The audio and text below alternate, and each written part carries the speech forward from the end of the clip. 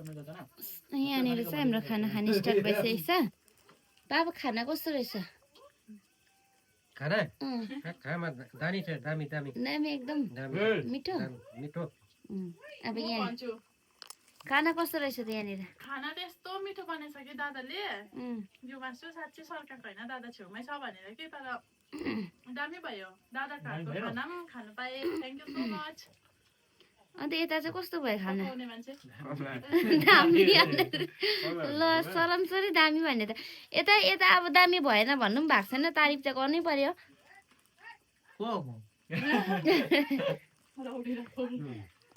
यहाँ त फेरि बिरालोले नाग्नु नसक्ने खालके भात खान्छ यो त कम्ती भयो अहिले एकछिन भरे सबैले खाइसकेर लास्टमा भाडा सोर्ने पनि होला है 2-3 बजे हो सुरु का खाना यहाँनिर चाहिँ खाना खाँदैछ है हामीले चाहिँ सागको सब्जी बनाएको छौँ सबैजना खाना खानु बसिरहेको छ यहाँ पापा यहाँ हाम्रो आज दार्जिलिङबाट आउनुभएको पाहुनाहरू पाहुनाहरूलाई चाहिँ भुइँमै कतिजनाले त डाइनिङ टेबलमा दिँदैन रहेछ भनिरहेको हुन्छ कि हाम्रो चाहिँ डाइनिङ मलाई चाहिँ भुइँमै बसेर सजिलो लाग्छ कतिजनाले चाहिँ कमेन्टमा भनिरहेको हुन्छ नि त डाइनिङ टेबलमा चाहिँ दिँदैन रहेछ भनेर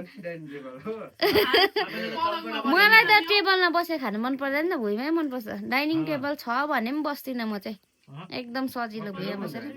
आरामसे खाने पहिला बसी खाने आउँदै गएपछि ठाडो पर्दै खाने त्यहाँदेखि कता छ भुँडी खाली सबै जग्गा लगाउने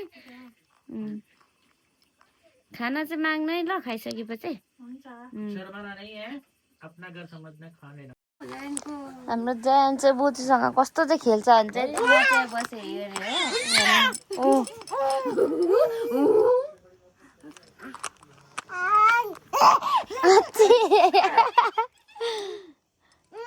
के साह्रो मस्किन्छ मसी ला म त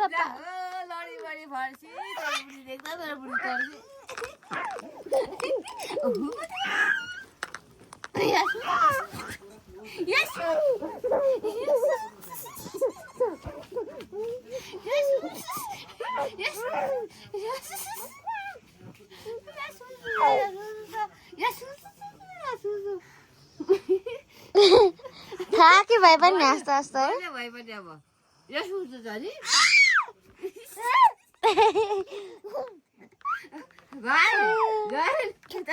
उठेर झुरुक्कै उठ्छ फेरि क्या छिटो उठ्छ हौ के पक्रेर ल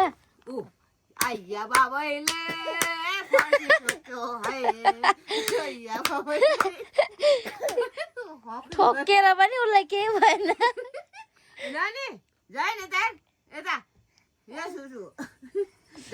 ऊ आफै ठोकिँदा त रुन्दैन नि बाई जयन गएको है बाई बाई गएको ल